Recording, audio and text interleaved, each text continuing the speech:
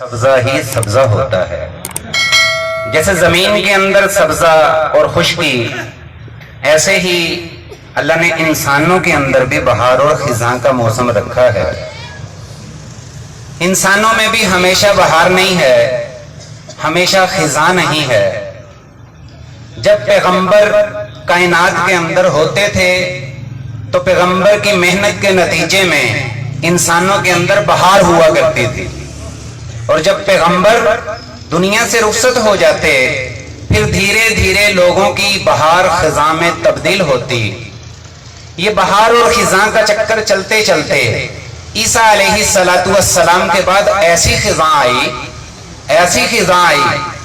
کہ وہ سرزمین جہاں اللہ کا مقدس گھر بیت اللہ تھا، اس سرزمین کے اوپر بتوں کا ایسا گھر تھا کہ ہر چیز کا ہی الگ بت تھا. اور قوم کا یہ حال ہو چکا تھا، انسانیت کی خزاں اس مقام تک پہنچ چکی تھی، اپنی ہی لختے جگر، اپنے ہی نطفے سے پیدا شدہ بیٹی اسے دھبا سمجھ کے زندہ زمین کے اندر دفن کر دیا جاتا تھا.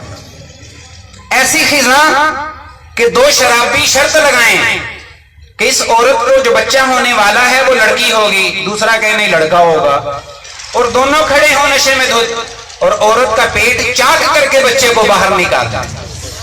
ایسی انسانیت کی خزاں گرے ہوئے خون کو چاٹ لیں، گھوڑا آگے تیرا یا میرا، اس پہ لڑیں اور خاندانوں کے خاندان برباد ہو جائیں. یہ انسانیت کی خزاں ہے. لیکن میں نے عرض کیا کہ خزاں ہمیشہ نہیں ہے. رات جتنی اندھیری ہوتی ہے یہ دلیل ہوتی ہے اس بات کی کہ صبح اتنی زیادہ روشن ہو. یہاں خزاں بڑی گہری تھی. ظلم، بربریت، دہشت، بے حیائی، فحاشی، عریانی، عورت کو ذلت کا مقام اور پاؤں کی جوتی سے بھی نیچے کا مرتبہ، یہ ساری چیزیں اپنی سطح سے اوپر اڑ رہی تھی کہ پھر اللہ نے فیصلہ فرمایا کہ اس خزاں کو بہار سے بدلا جائے، اس خزاں کو بہار سے بدلا جائے. اور پھر اللہ نے اپنے اس فیصلے کا ظہور فرمایا.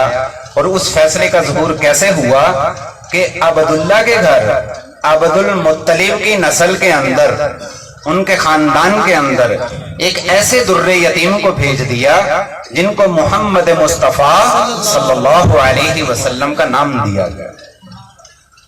اب دیکھیں کیسی بہار آ رہی ہے، کیسی بہار آ رہی ہے کہ جو ایک دوسرے سے گھوڑا آگے بڑھانے پر قتل و غارت گری کیا کرتے تھے وہ آج اس مقام پہ پہنچ گئے کہ موت کا وقت ہے، نزع کا عالم ہے، قریب المرگ ہیں، شدت پیاس ہے، اور پانی والا قریب کھڑا ہے اور پانی دینے کو تیار ہے. لیکن قریب سے دوسرا زخمی آواز دیتا ہے کہ پانی، تو یہ دنیا سے جانے والا ہے لیکن اس کے باوجود کہتا ہے پہلے مجھے نہیں میرے بھائی کو پانی پلاؤ جائے.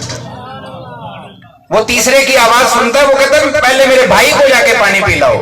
وہ تیسرے کے پاس پہنچتے ہیں تو وہ جاں بحق ہو چکے ہوتے ہیں. دوسرے کے پاس آئے وہ بھی گئے، پہلے کے پاس آئے تو وہ بھی دنیا سے تشریف لے جا چکے. پیاس کی شدت میں جان تو دی لیکن اپنے بھائی سے پہلے پانی پینے کو گوارا نہیں کیا. جہاں خزاں شدید تھی وہاں بہار بھی اللہ نے شدت کی عطا فرمائی. جو لوگ ظلم کے اندر مشہور تھے، مارا ماری کے اندر مشہور تھے، بیٹیاں دفن کرنے میں مشہور تھے، عورت کو ذلیل کرنے میں مشہور تھے، پھر اللہ نے وہ رتبہ اور مقام عطا فرمایا، اس منزل اور مقام تک پہنچایا کہ اگر وہ دریائے نیل کے نام خط بھی لکھ دیں، اگر وہ دریائے نیل کے نام خط بھی لکھ دیں تو ان کے پھینکے ہوئے خط کے بعد 14 ہاتھ پانی دریائے نیل کے اندر موجود ہو جائے. اگر زمین پہ درہ بھی ماریں تو زمین ماننے کو تیار ہے. پہاڑ سے نکلی آگ اگر اس کی طرف بھی کسی کو چلا دیں تو وہ بھی واپس جانے کو تیار ہے. وہ بھی وقت تھا، یہ بھی وقت ہے. وقت کی تبدیلی کے بیچ میں جو اصل بات ہے وہ کون ہے؟ محمد الرسول اللہ صلی اللہ علیہ وسلم. یہ ہے تاجدار ختم نبوت، امام الانبیاء، سید الاولین، سید الآخرین، ان کا آنا بھی کمال، ان کا جانا بھی کمال، ان کا رہنا بھی کمال، ان کا بولنا بھی کمال، ان کی عطا بھی کمال، ان کی گفتار بھی کمال، ان کا صدقہ بھی کمال، ان کی دشمنی بھی کمال، ان کی دوستی بھی کمال، ان کا عفو بھی کمال، ان کی نماز بھی کمال، ان کی بندگی بھی کمال، ان کی شادیاں بھی کمال، ان کی اولاد بھی کمال، ان کے نواسے بھی کمال، ان کے صحابہ بھی کمال، جو ان کے ساتھ مل گیا وہ کمال ہی کمال۔ اس میں نہ تیرا کوئی کمال، اس میں نہ میرا کوئی کمال، تو یہ کس کا ہے کمال؟ محمد الرسول اللہ صلی اللہ علیہ وسلم، کہ جس اونٹنی کے نصیبے میں محمد الرسول اللہ صلی اللہ علیہ وسلم کی سواری آئی، وہ اونٹنیوں میں کمال، جن بکریوں کے حصے میں حضور علیہ السلام کی غلامی آئی، وہ بکریوں میں کمال، جن خچروں کے حصے میں حضور کی سواری آئی، وہ خچروں میں کمال، اور جن تلواروں کے حصے میں آقا نامدار صلی اللہ علیہ وسلم کے دست مبارک میں جانا آیا، وہ تلواروں میں کمال۔ تو جب چیزوں کے اندر اتنی تاثیر ہے، جو میرے نبی علیہ السلام کے گرد و نواح میں اکٹھے ہوئے، جنہوں نے میرے نبی کے دفاع کے لیے ڈھالے نہیں اپنے جسم پیش کیے، جنہوں نے میرے نبی کی طرف اٹھنے والی تلواروں کو تلواروں سے نہیں اپنے جسم سے روکا، جنہوں نے میرے نبی کی طرف چلنے والے تیروں کو ڈھالوں سے نہیں اپنے جسم سے روکا، جنہوں نے میرے نبی علیہ السلام کے وضو کے پانی کو زمین پہ گرنے نہیں دیا، تو وہ کیا ہوں گے؟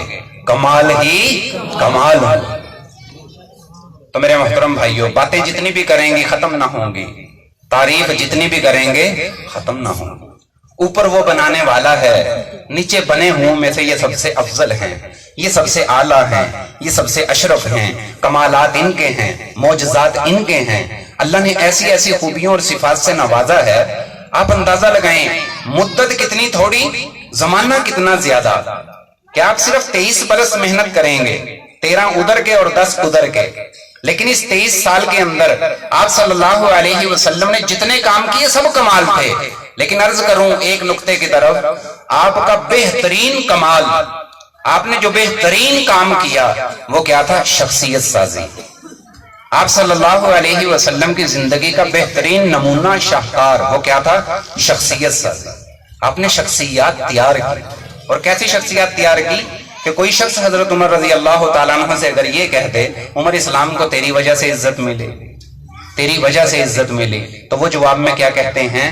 میں تو وہ جس کے ابا جی بھی کہتے تھے عمر تجھے اونٹ چرانے بھی نہیں آتے، تجھے اونٹ چرانے بھی نہیں آتے۔ یہی تو شخصیت سازی ہے، جسے اونٹ چرانے بھی نہیں آتے تھے اسے کیسا بنایا کہ 22 لاکھ مربع میل کی حکومت کے اندر وہ یہ سوچ کے حکومت کرتا ہے اگر نیل کے کنارے پیاسا کتا بھی مرے گا تو کل حشر کے میدان میں عمر سے اس کا سوال کیا جائے گا۔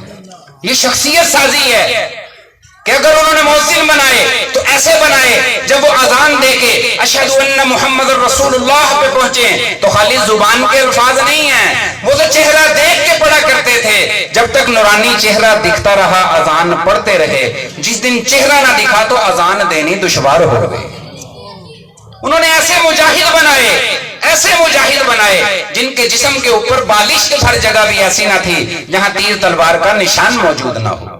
انہوں نے ایسے مجاہد بنائے، ایک صحابی جب مسلمہ کذاب کے خلاف جنگ ہو رہی تھی تو یہ پسپا ہو کے پیچھے قلعے کے اندر محبوس ہو گیا، اپنے قلعے کے اندر، تو اب یہ سوچ رہے ہیں کیا کیا جائے، اندر اس کی فوج ہے سارا وہ بند ہو گیا، تو صحابی مشورہ دے رہے ہیں میرے خیال میں یوں کیا جائے، ایک آدمی کو جو ہے وہ ڈھال کے اوپر بٹھایا جائے، وہ ڈھالیں نیزے کے اوپر ہوں اور ان نیزوں کو گھوڑ سواروں نے پکڑا ہو، وہ پیچھے سے بھگا کے لے کے آئیں اور جھٹکا دیں، یہ بندہ قلعے کی دیوار پہ چلا جائے گا، وہاں سے اندر جائے، اندر جا کے دروازہ کھول دے۔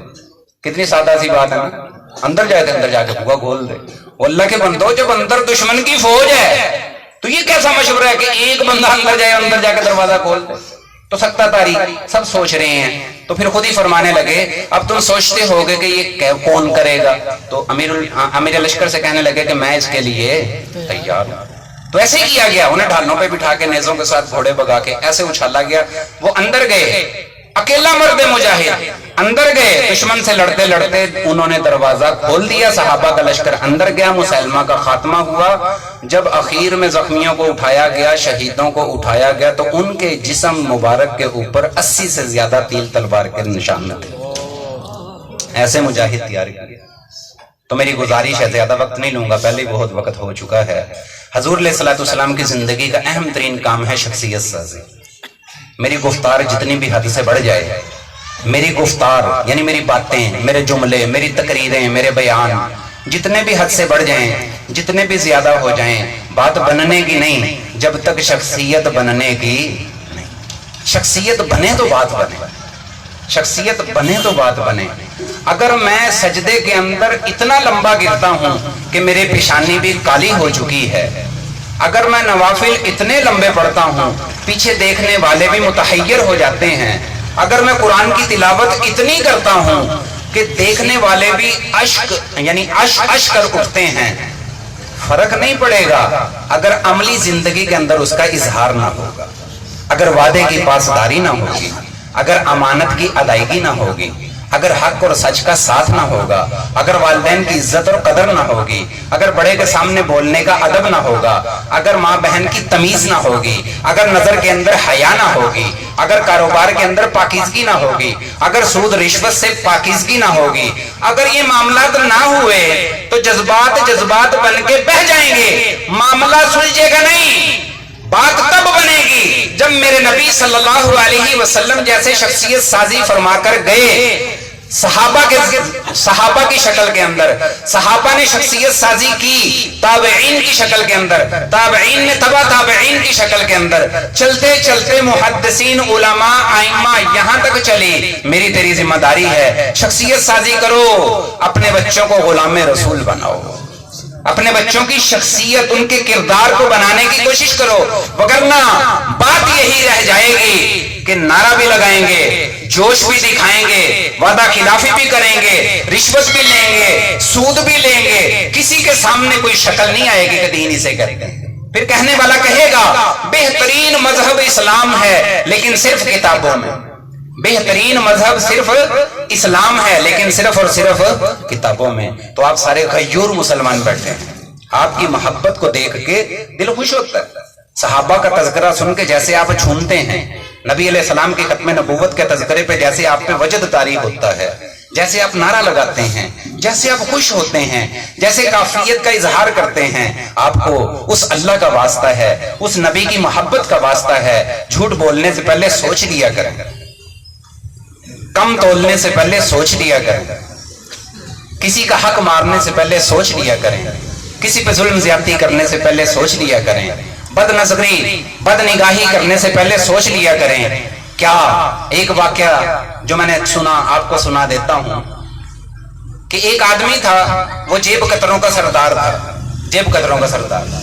उसने आगे जेब कतरे को 8, 10, 15, 20 रखे हुए थे, वो सारे जेबें काटते थे, वापिस आके उसके पास माल जमा करवाते, वो सब में हिस्सा तकसीम कर देता। एक दिन जेब कतरे वापिस आए तो एक जेब कतरा बहुत मामूली रकम लेके आया, जैसे कोई रुपया 2 रुपया ही लेके आया। उसने उसे डांटा कि बस तू ये लेके आया, आज तूने क्या काम किया है? तो वो कहने लगा उस्ताद जी आज मुर्गा तो बहुत बड़ा फंसा था, आज मुर्गा तो बहुत बड़ा फंसा, लेकिन किसी वजह से मैंने छोड़ दिया। का क्या हुआ? कहने लगा आज मैंने एक अंग्रेज का पॉकेट मारा था, एक अंग्रेज था, मैंने देख लिया, उसके पीछे लग गया, मैंने उसका पर्स निकाल लिया, उसके पैसे मैंने निकाल लिए और बहुत पैसे थे उसके अंदर। लेकिन जैसे ही मैं उसका पर्स लेके निकला, थोड़ी आगे जाके मेरे जहन के अंदर ख्याल आया ये ईसाई है और इसके नबी हैं ईसा अलैहिस्सलाम, मैं मुसलमान हूं और मेरे नबी हजरत मोहम्मद मुस्तफा सल्लल्लाहु अलैहि वसल्लम हैं। अगर कल क़यामत के मैदान के अंदर, हशर के मैदान के अंदर इसके नबी ने मेरे नबी को ताना मार दिया कि तेरे उम्मती ने मेरे उम्मती की जेब काटेगी, तो मेरे नबी पे कैसी गुजरेगी? इस शर्म में मैं उस अंग्रेज का पर्स उसे वापस करके आ गया, इस शर्म में कि हशर के मैदान में मेरे नबी अलैहिस्सलाम पे कैसे गुजरेगी। ये देखो खुदा का वास्ता मेरे जुड़े हुए अपनों की तरफ, झूठ बोलने से पहले सोच लिया करो मेरे नबी अलैहिस्सलाम पे कैसे गुजरेगी। कम तोलने से पहले, जुल्म करने से पहले, ज्यादती करने से पहले, कुछ भी गलत करने से पहले सोचा करो यार جب تک شخصیت نہیں بنے گی معاملات آگے نہیں بڑھیں گے۔ افراد سازی وہ بہترین کام ہے جس کے ذریعے سے معاشرے سلجھ جایا کرتے ہیں۔ افراد سازی، ایک ایک بندے کو تیار کرنا، ایک ایک بندے میں صفات اور خوبیوں کو پیدا کرنا، ایک ایک بندے کو اس قابل بنانا اسے حق سچ اور صحیح کا پتہ چل جائے، ایک ایک بندے کو اس قابل بنانا کہ وہ ایک چاول کی پلیٹ کے اوپر اپنا ایمان نہ بیچ دے، ایک ایک بندے کو اس قابل بنانا کہ وہ 10 دن کچھ اور، 15 دن کچھ اور سال کے باقی دن کچھ اور بن کے زندگی بسر کرے۔ نہیں، ہر بندے پہ اس قسم کی محنت ہو، اسے پتہ چلے کہ سال کے 12 مہینے 365 دن میں کون ہوں، فصلی بٹیرا نہ بنے، وہ پورا سال ایک مومن بن کے، صحابہ کا عاشق بن کے، آقا نامدار صلی اللہ علیہ وسلم کا شیدائی بن کے زندگی بسر کرے۔ تو اس کے لیے آپ سب کی مدد کی ضرورت ہے، اکیلے نہیں کچھ ہوگا۔ اکیلے ممبر پہ بیٹھ کے میں بولتا رہوں، حضرت استاد محترم مولانا افضال اللہ حق کھٹانا صاحب حق بیان کرتے رہیں، حضرت مولانا عبد الرحمن سالک صاحب حق بیان کرتے رہیں، بات تو ٹھیک ہے، بہترین ہے، اپنا حصہ تو ڈلتا جائے گا۔ آپ کوشش نہیں کریں گے تو بات آگے کیسے بڑھے گی؟ تو اپنی نسل کو آقا نامدار صلی اللہ علیہ وسلم کا شیدائی بنانا، اپنے بچوں کو ان کے آداب سکھانا، ان کی شخصیت سازی کرنا، کردار سازی کرنا میرے آپ کا ذمہ ہے۔ آنکھیں کھول لیں گے کام بن جائے گا، آنکھیں بند رکھیں گے تو ہم بھی ظالم لکھے جائیں گے۔ شکوہ ظلمت شب سے کہیں بہتر تھا، شکوہ ظلمت شب سے کہیں بہتر تھا۔ اپنے حصے کی شمع جلاتے جاتے، اپنے اپنے حصے کا کچھ کرتے جاؤ تو امت کے اندر کچھ نہ کچھ فرق پڑتا جائے گا۔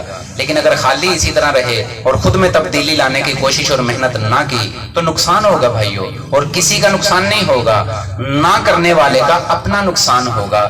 آج معاشرہ اس کا عکاس ہے۔ اللہ ہم سب کو حضور پاک صلی اللہ علیہ وسلم کے حقیقی عشق کی توفیق عطا فرمائے۔ وآخر دعوانا الحمدللہ رب العالمین۔